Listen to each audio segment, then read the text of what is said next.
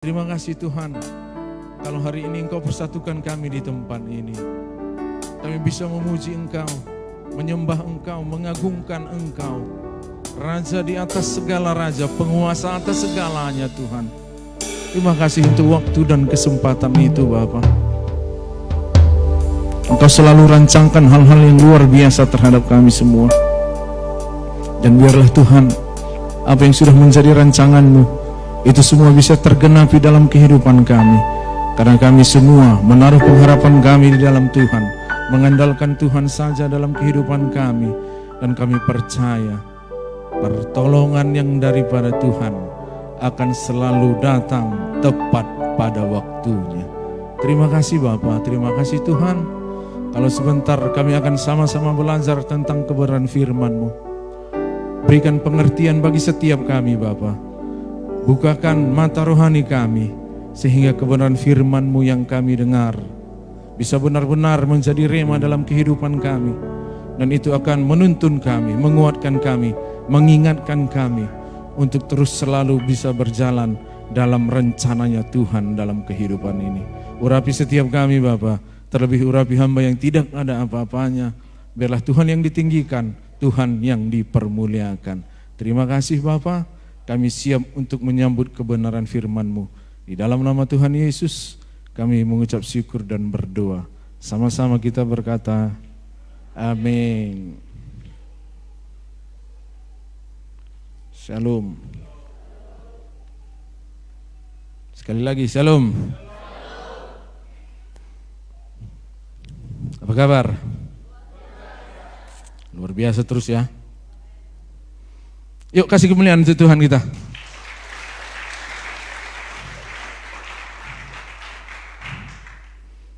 Apa kabar? Tentunya semua kita kepingin jadi orang yang hebat. Amin. Nggak ada orang yang kepingin hidupnya biasa-biasa saja. Semua kepingin menjadi orang yang hebat. Dan Tuhan juga sangat ingin kita menjadi orang-orang yang hebat di dalam Dia. Saya kasih tema firman Tuhan siang hari ini, pribadi yang hebat. Tanya sebelahnya, kau hebat enggak? Tanya dulu, kau hebat enggak? Bilang. Apa katanya? Hebatnya? Waktu khotbah di gereja dengar firman Tuhan, hebat itu ya kan? Jarang yang seperti itu ya kan? Yang jelas kita semua kepingin menjadi pribadi yang hebat. Dan kalau berbicara tentang pribadi yang hebat, itu bukan berbicara tentang bagaimana tampannya dirimu atau cantiknya dirimu. Pribadi yang hebat bukan berbicara tentang seberapa pintarnya diri kita, atau berbicara tentang seberapa banyak harta yang kita punya. Enggak. Pribadi yang hebat itu ternyata orang yang mampu bertahan dalam setiap proses hidup yang Tuhan izinkan terjadi di dalam dirinya. Amin. Dan pribadi yang hebat itu, dengar ya, pribadi yang hebat itu pasti akan selalu berusaha untuk hidup benar di hadapan Tuhan. Gak ada yang amin. Pasti selalu berusaha untuk hidup benar di hadapan Tuhan.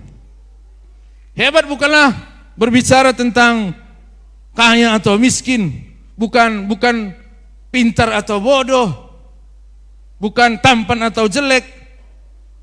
Tapi hebat itu adalah ukuran hati. Siang hari ini saya ajak kita semua sama-sama belajar dari satu perumpamaan yang sudah sering sekali kita dengar. Yaitu firman Tuhan yang tertulis dalam Lukas 10 ayat 25 sampai 37.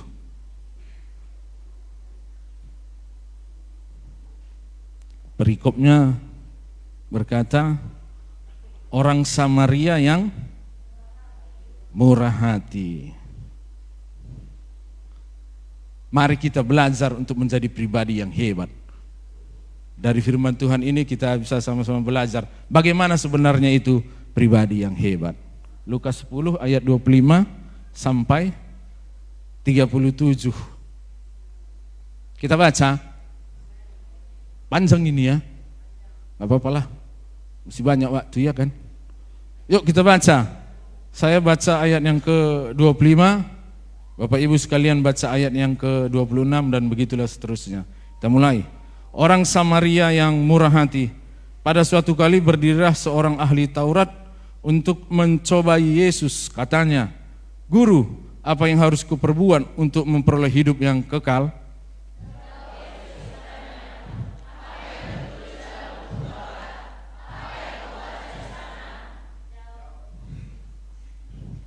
Jawab orang itu, kasihilah Tuhan Allahmu dengan segenap hatimu, dan dengan segenap jiwamu, dan dengan segenap kekuatanmu, dan dengan segenap akal budimu, dan kasihilah sesamamu manusia seperti dirimu sendiri.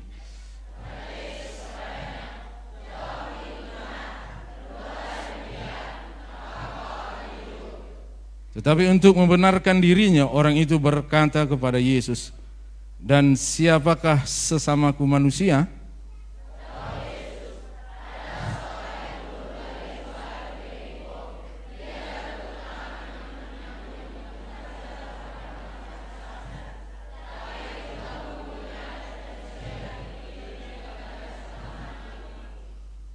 Kebetulan ada seorang imam turun melalui jalan itu.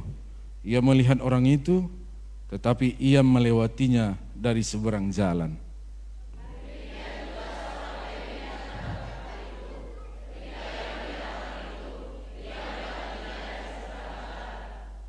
Lalu datang seorang Samaria yang sedang dalam perjalanan ke tempat itu.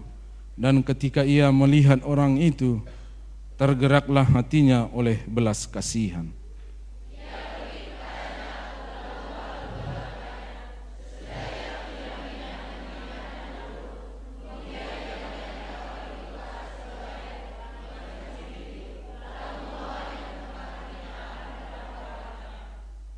Keesokan harinya ia menyerahkan 2 dinar kepada pemilik penginapan itu. Katanya, rawatlah dia, dan jika kau belanjakan lebih dari ini, aku akan menggantinya waktu aku kembali.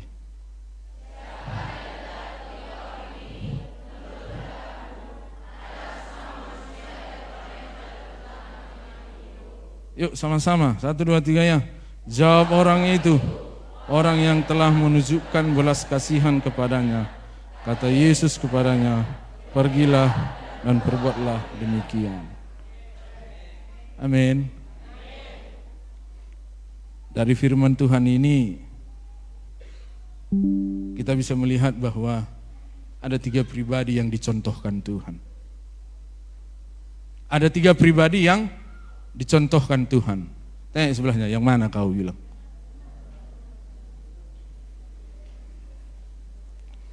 Ada 3 pribadi yang dicontohkan Tuhan. Yang pertama, seorang imam. Semua tahu siapa itu imam. Imam itu adalah orang-orang yang menyampaikan apa yang menjadi isi hati Tuhan. Tapi waktu imam ini melihat ada orang yang sedang terluka, firman Tuhan mencatat, dia hanya melihat dari seberang, kawan. Dia hanya melihat dari seberang jalan. Adalah yang kedua, orang Lewi. Orang Lewi adalah satu suku yang dihususkan oleh Tuhan untuk melayani Tuhan. Tapi waktu dia lihat orang yang terluka itu, dia juga ikut-ikutan, hanya lihat dari seberang dan pergi begitu saja. Dia lihat dari jauh, lalu pergi begitu saja. Tapi ada pribadi yang ketiga. Itulah orang Samaria. Orang Samaria yang bagi orang Yahudi itu dianggap kafir, najis. Gak boleh berteman sama mereka, dan gak pantas untuk diajak ngapai pun. Tapi firman Tuhan mencatat, ternyata pribadi yang ketiga inilah yang mau menolong orang yang sedang terluka tadi. Dari perumpamaan ini saya mau bagi beberapa hal. Ada beberapa hal yang bisa kita pelajari. Yang pertama, jangan pernah berharap kepada manusia. Jangan pernah berharap kepada manusia, siapapun dia, apapun statusnya.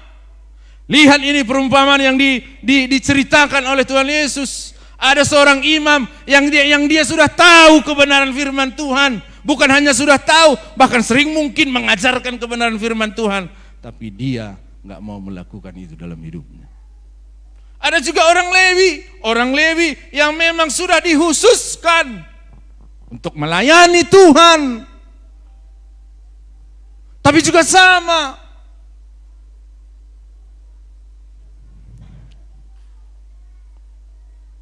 makanya saya bilang jangan mau berharap kepada manusia. Firman Tuhan juga katakan, terkutuklah orang yang mengandalkan manusia, tapi diberkatilah orang yang mengandalkan Tuhan. Amin. Terkutuklah orang yang mengandalkan manusia. Kita sering terjebak dalam hal ini. Dan kita sering kali melihat status sosial seseorang. Kita sering merasa kalau dia sudah punya kemampuan, punya keahlian, bisa melakukan banyak hal. Apalagi kalau kita lihat dia punya kedudukan, punya jabatan, ada keunggulan-keunggulan tertentu dalam dirinya. Apalagi kalau itu keluarga kita, apalagi kalau kita kenal baik dengan dia. Kita sering terjebak. Dan kita sering berkata, kayaknya bisa dia kuandalkan. Atau mungkin kita kenal baik dengan seorang pejabat, ya kan? Bersahabat baik dengan dia.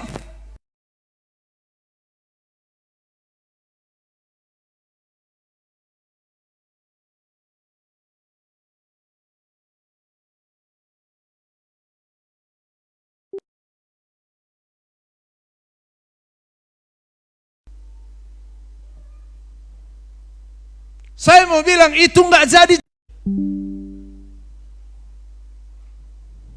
Ketika Anda dan saya mengandalkan sesuatu yang bukan dari Tuhan, maka kita pasti kecewa.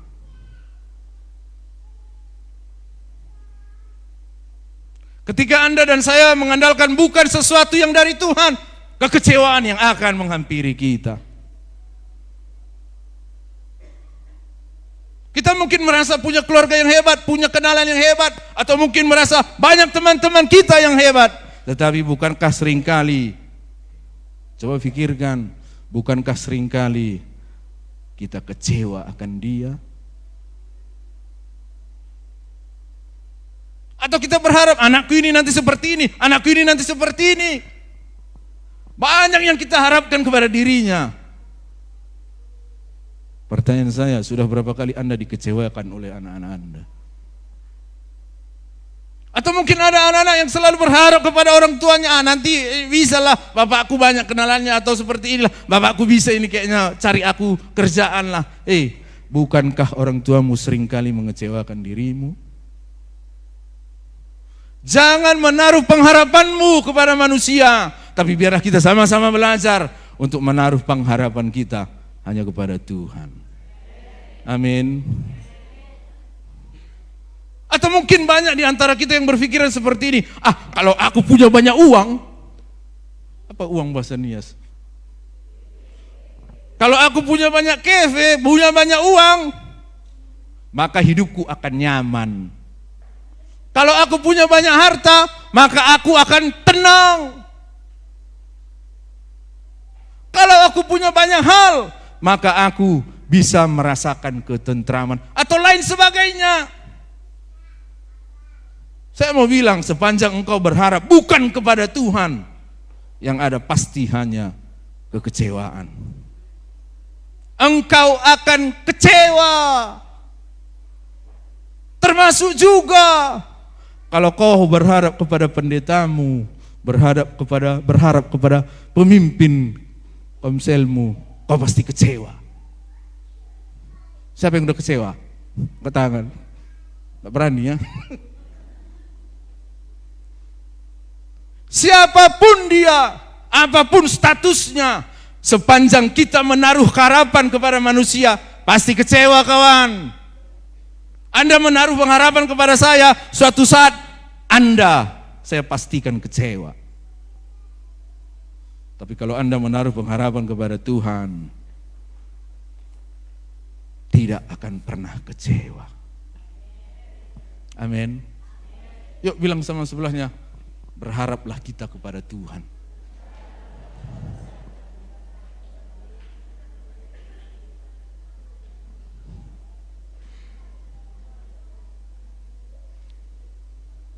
Berharap kau sama temanmu yang punya banyak bisnis, kecewa kawan.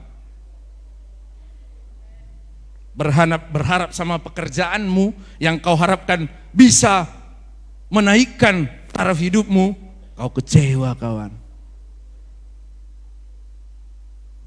Ketika kau berharap kepada hartamu, kau akan kecewa. Ketika kau berharap kepada kepintaranmu, kehebatanmu, keahlianmu, pasti kecewa.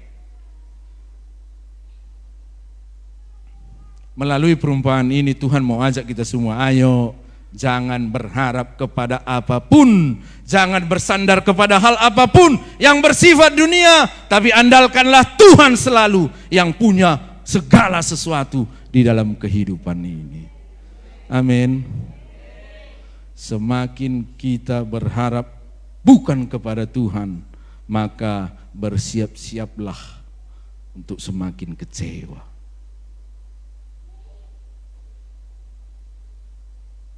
Semakin kita menaruh pengharapan kita kepada Tuhan, wow, kita akan melihat perkara-perkara ajaib yang Tuhan kerjakan.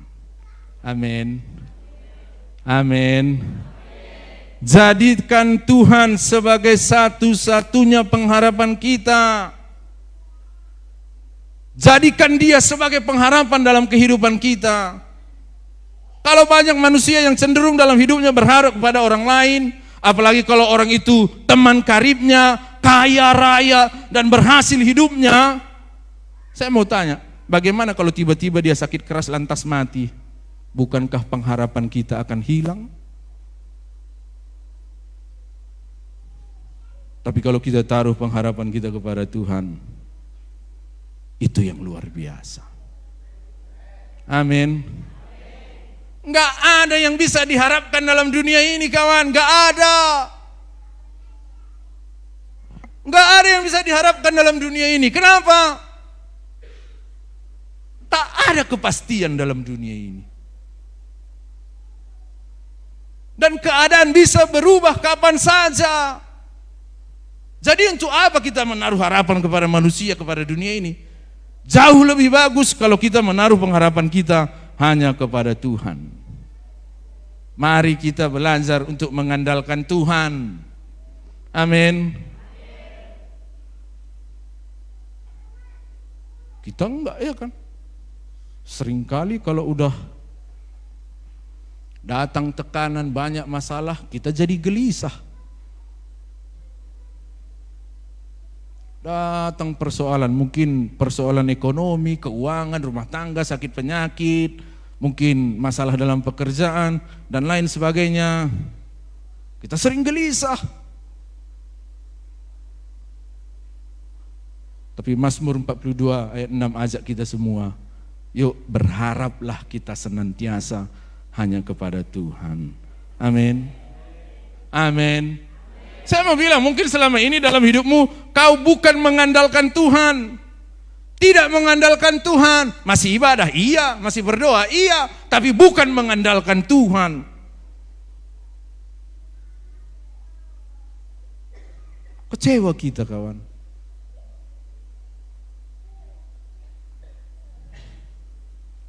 Tapi kalau kita mengandalkan Tuhan, saya yakin dan percaya, itu orang pasti akan terus bergerak maju di dalam Tuhan. Dan akan terus bertumbuh di dalam Tuhan. Amin. Jangan berharap pada manusia, pasti kecewa. Tapi kalau kita berharap kepada Tuhan, kita akan melihat perkara-perkara besar yang akan Tuhan kerjakan dalam kehidupan kita. Modalnya gampang aja. Yuk andalkan Tuhan. Kalau Anda dan saya, kita semua berharap kepada Tuhan, saya yakin dan percaya Tuhan gak akan pernah tinggalkan hidup kita, dan Dia akan selalu ada berjalan bersama dengan kita. Makanya waktu Musa mimpin orang Israel keluar dari tanah Mesir, Tuhan bilang sama si Musa, aku gak mau jalan sama bangsa ini. Kenapa? Kalau aku jalan sama bangsa ini sebentar aja, aku pasti murka, binasa semua aku bikin bangsa ini. Tuhan bilang lagi, suruh semua bangsa itu tanggalkan perhiasannya.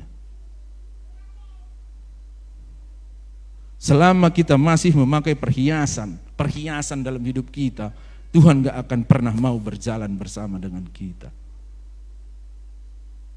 Makanya Tuhan bilang, tanggalkan semua perhiasanmu. Perhiasan di sini bukan berbicara tentang emas, cincin, gelang, semua yang kita pakai, enggak. Tapi perhiasan di sini berbicara tentang apa yang menjadi kebanggaanmu. Apa yang menjadi kebanggaanmu? Tanggalkan itu semua. Mungkin kepintaranmu, mungkin keahlianmu, mungkin jabatan-jabatanmu, mungkin orang-orang hebat yang kau kenal dalam hidupmu. Firman Tuhan bilang, tanggalkan itu semua, biar aku berjalan bersamamu. Selama kita masih menggunakan perhiasan-perhiasan, kebanggaan-kebanggaan dalam hidup kita, Tuhan gak akan berjalan bersama dengan kita. Dan kita gak akan bisa melihat hal-hal ajaib yang Tuhan kerjakan. Tapi kalau kita tanggalkan semua kebanggaan kita, keegoisan kita, kesombongan kita, di situ Tuhan ada berjalan bersama dengan kita. Kita akan terheran-heran melihat sesuatu yang luar biasa Tuhan kerjakan bagi kita. Amin. Amin.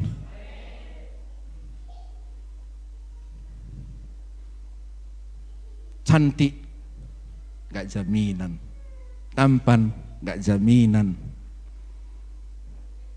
pintar gak jaminan. Ingin rasakan penyertaan Tuhan, kuncinya cuma satu, buang semua kebanggaan kita itu, dan biarlah kita bilang sama Tuhan, cuman Kau yang kubanggakan dan hanya Kau yang kuandalkan Tuhan. Amin. Amin. Amin. Pengantin baru, nggak ada ya? Iya kan, pengantin baru ini ya kan? Ada orang prewed, tau prewed? Tahu prewed? Nggak tahu? Terserah lah mau tahu atau enggak, ya udahlah terserah ya kan. Prewed foto sebelum menikah itu biasanya fotonya yang mesra ya kan, yang luar biasa ya kan. Senyum yang satu, senyum juga pasangannya. Mana ada orang foto prewed? Enggak ada kan. Semua pasti senyum. Foto prewed, semua orang lihat luar biasa. Prewed, after wed, prewed. Saya mau bilang, kalau prewed senyum, wah luar biasa senyumnya. Kalau dalam hidupmu berpengharapan kepada Tuhan, after wed pun senyummu pasti akan semakin lebar. Amin. Pengantin baru, siapa yang jawab itu?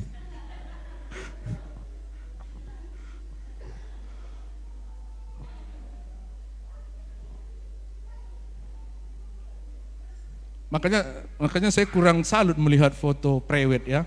Coba kalau after wed 20 tahun bisa foto seperti itu baru luar biasa ya kan. Nanti yang udah menikah 20 tahun bikin foto kalian after wed. Baru bikin status di Facebook. After wed. Senyumnya masih tetap sama. Amin. Yang udah menikah 20 tahun, amin. Yang belum, tunggulah. Kalau udah menikah 20 tahun, banyak tantangannya loh. Coba tengok istrinya yang udah 20 tahun menikah. Kembang semua.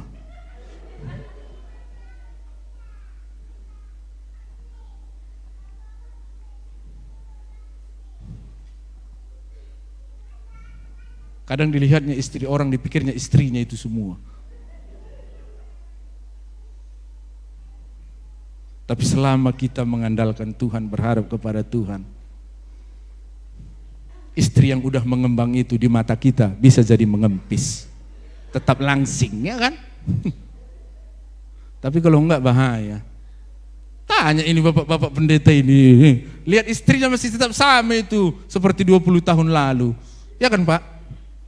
Enggak katanya Bu.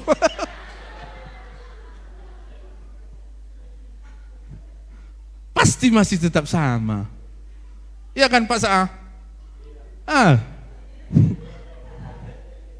Kalau enggak diginikan lah.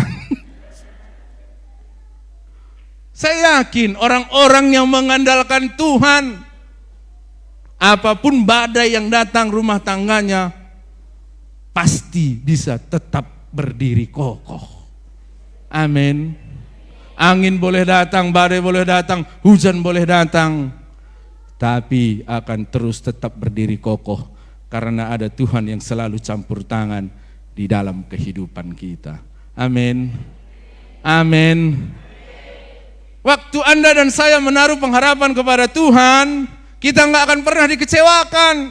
Bahkan apa yang menjadi harapan kita, firman Tuhan bilang, apa yang nggak pernah kita lihat, yang nggak pernah kita pikirkan, itu yang Tuhan sediakan. Mau? Andalkan Tuhan dalam hidupmu. Karena Tuhan nggak akan pernah mengecewakan kita, anak-anaknya. Sekali lagi, tapi kalau kita berharap sama manusia, pasti kecewa. Dari perempuan ini kita bisa melihat betapa kita akan selalu merasa kecewa kalau kita menaruh pengharapan kita kepada manusia. Kalau Anda bersandar semua sama kami, pendeta hamba Tuhan, Anda pasti kecewa. Kalau bersandar terus sama orang tuamu, pasti kecewa. Bersandar sama anak-anakmu, keluargamu, pasti kecewa. Tapi kalau bersandar kepada Tuhan, gak akan pernah kecewa. Amin. Pasti kecewa kalau kita berharap kepada manusia. Kenapa? Karena gak bisa mereka menjadi seperti apa yang kita bayangkan. Dan orang lain gak akan pernah mampu bisa menjadi seperti apa yang kita harapkan. Makanya, yuk belajar untuk mengandalkan Tuhan, berharap hanya kepada Tuhan saja. Amin. Yuk lepaskan semua pengharapan kita kepada manusia. Biarlah pengandalan diri kita hanya kepada Tuhan yang luar biasa. Tapi sulit keadaanku Pak, rasakan. Semakin sulit keadaanmu, semakin bersandarlah kepada Tuhan. Semakin keras kau rasa hidupmu, semakin berusaha keraslah untuk selalu berharap kepada Tuhan. Karena pengharapan yang dari Tuhan tidak akan mengecewakan. Tuhan bisa pakai saja, Tuhan bisa pakai siapa saja, orang-orang yang ada di sekitar kita, manusia yang ada di sekitar kita untuk memberi jalan keluar. Tuhan bisa pakai siapa saja. Jangan dibalik. Dia kayaknya bisa nolong aku, kayaknya bisa nolong aku. Enggak. Tapi biarlah berharap kepada Tuhan dan Tuhan bisa pakai orang-orang di sekitar kita untuk memberikan jalan keluar terhadap setiap persoalan yang kita alami. Amin. Gak lama lagi kok. 2 laginya.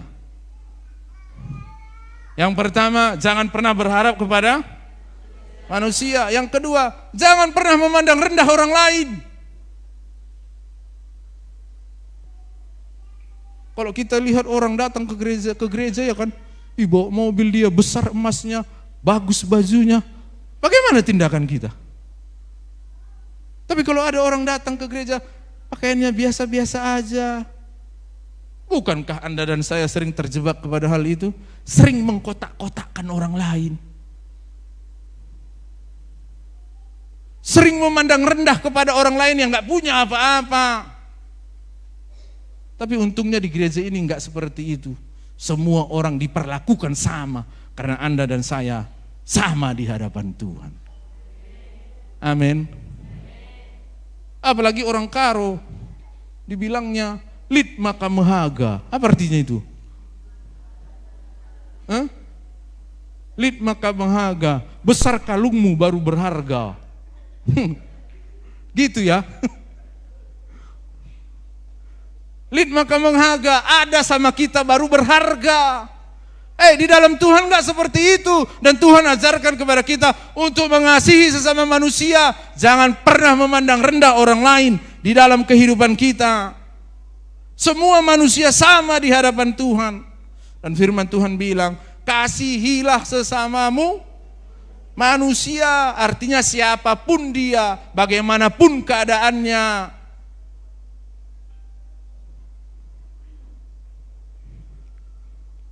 Jangan menghargai orang lain hanya karena kedudukannya, jabatannya, hartanya. Tapi biarlah kita belajar untuk selalu tidak memandang rendah kepada orang lain. Semua kita sama di hadapan Tuhan. Tuhan gak pernah mengasihi Anda karena Anda kaya, atau Tuhan mengasihi Anda karena Anda cantik, ganteng. Tuhan mengasihi Anda karena Anda punya kedudukan. Enggak. Sama. Mau Anda punya kedudukan, mau enggak, mau cantik, mau jelek, Tuhan tetap mengasihi kita semua. Dan Tuhan gak mati di kayu salib itu karena kita kasih persembahan yang banyak, maka Tuhan mati di atas kayu salib. Enggak. Tuhan mau mati di atas kayu salib untuk kita semua. Artinya Tuhan itu pandang kita semua sama di hadapannya. Jangan pernah merendahkan orang lain di dalam kehidupan kita. Amin. Amin. Kalaupun usaha kita, bisnis kita semakin berhasil, ingat, ada orang-orang lain di bawahmu yang mendukung dirimu sehingga bisnis itu bisa berhasil. Jangan rendahkan orang lain di dalam kehidupan kita. Kita perlu orang lain. Bilang sama sebelahnya, aku perlu kau kawan.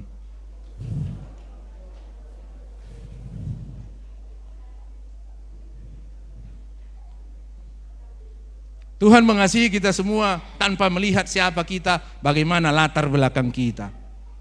Dia tetap mengasihi kita. Makanya jangan rendahkan orang lain di dalam kehidupan kita. Tengok itu imam orang Lewi. Kalau seandainya kita yang jadi korban itu tadi, lewatlah imam itu. Cemana kira-kira dalam diri kita? Pasti ditolongnya aku ini ya kan? Ternyata pret. Lewat lagi orang Lewi, kayaknya inilah yang nolong aku. Nggak mungkin dia nggak nolong aku. Firman Tuhan bilang, pret juga. Tapi orang Samaria, orang yang dianggap nggak punya apa-apa, orang yang dianggap hina, justru itu yang menolong dia. Makanya jangan pernah rendahkan orang lain di dalam kehidupan kita. Jangan pandang hina orang lain. Amin. Amin. Justru terkadang itu yang berbuat kasih kepada kita. Orang yang kita harapkan bisa menolong, justru itu yang sering gak menolong kita. Justru orang yang kita pikir, gak mungkin dia tolong aku, gak mungkin dia bisa bantu aku. Justru itu yang Tuhan pakai untuk menolong kehidupan kita. Saya mau bilang, mohon maaf ya, kalau Anda memandang rendah orang lain, siapapun diri Anda, saya mau bilang, Anda nggak ada apa-apanya. Tapi kalau kita belajar untuk menghargai orang lain, itu baru pribadi yang luar biasa. Amin. Amin. Di gereja ini nggak ada seperti itu kan? Nggak ada kan? Ada. Kalau ada pulanglah. Yuk kita sama-sama belajar untuk tidak pernah menganggap rendah orang lain di dalam kehidupan kita.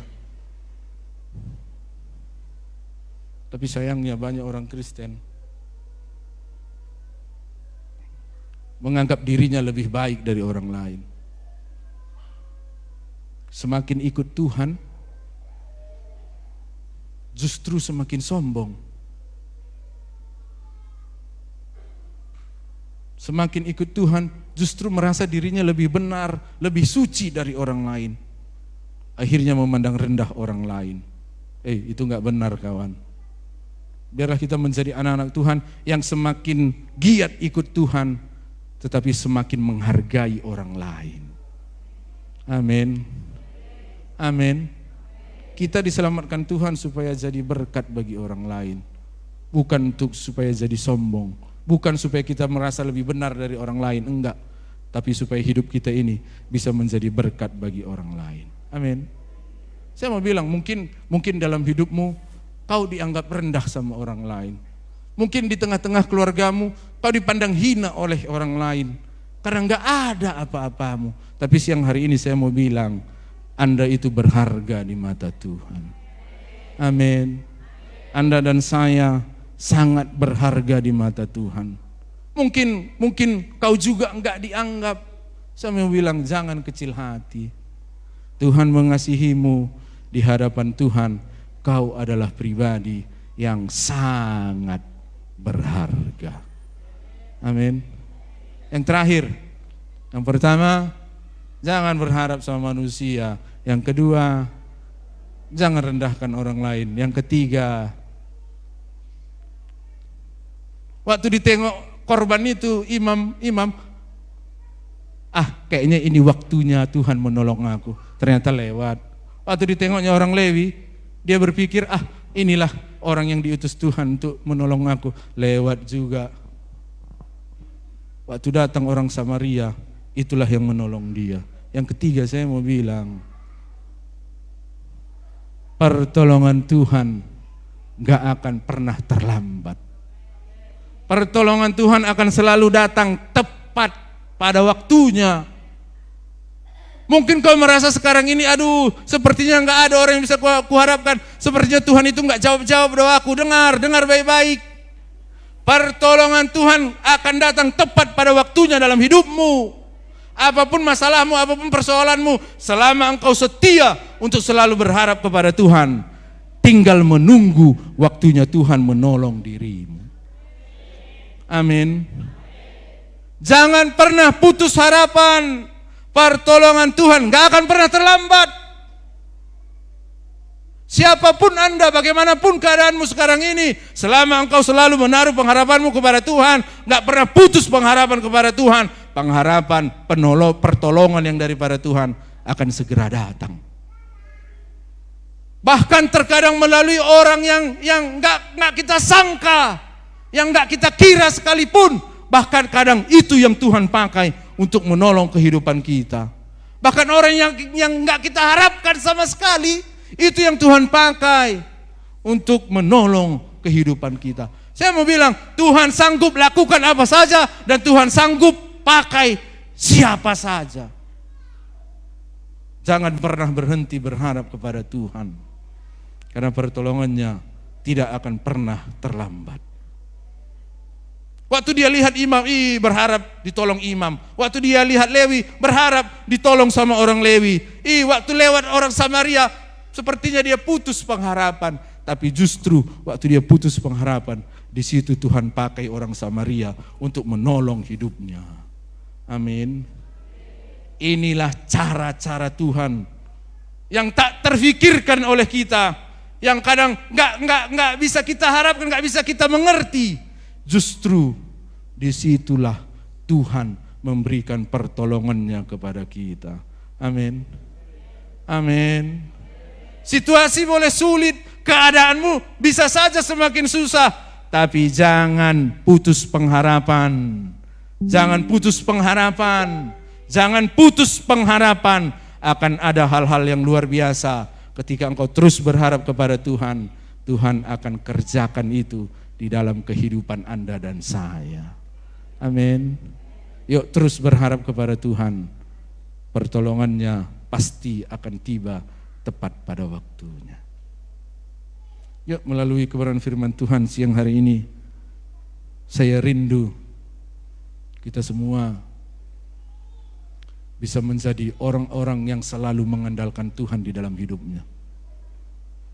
Bisa belajar untuk selalu menghargai orang lain di dalam kehidupan kita. Dan kita terus berpengharapan kepada Tuhan, karena kita tahu pertolongan Tuhan akan datang tepat pada waktunya. Amin. Biarlah kebenaran firman Tuhan ini menguatkan kita semua, mengingatkan kita semua bahwa hidup kita ini sesungguhnya adalah milik Tuhan. Amin. Demikian firman Tuhan. Tuhan memberkati firman-Nya. Saya serahkan kepada Bapak Gembala.